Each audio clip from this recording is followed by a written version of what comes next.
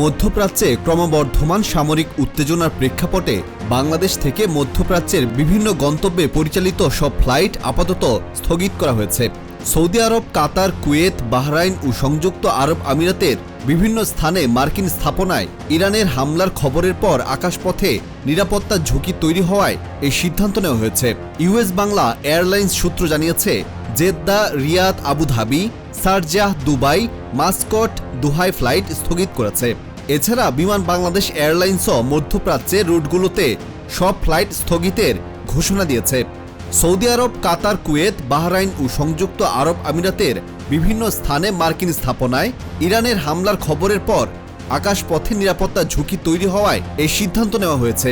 আজ শনিবার বিমান বাংলাদেশ এয়ারলাইন্সের জনসংযোগ মহাব্যবস্থাপক বশরা ইসলাম জানান, মধ্যপ্রাচ্যের সাম্প্রতিক পরিস্থিতির কারণে বাংলাদেশ থেকে এই অঞ্চলের সব ফ্লাইট আপাতত স্থগিত রাখা হয়েছে।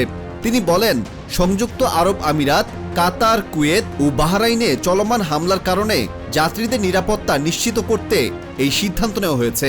বিমান সূত্র জানায়, মধ্যপ্রাচ্যের আকাশসীমায় সামরিক উত্তেজনা বৃদ্ধি পাওয়ায় বেশ কয়েকটি দেশের এয়ার স্পেসে সীমাবদ্ধতা তৈরি হয়েছে। এই অবস্থায় ফ্লাইট পরিচালনা ঝুঁকিপূর্ণ হয়ে উঠতে পারে। পরিস্থিতি স্বাভাবিক হলে পুনরায় ফ্লাইট পরিচালনার বিষয়ে সিদ্ধান্ত নেওয়া হবে।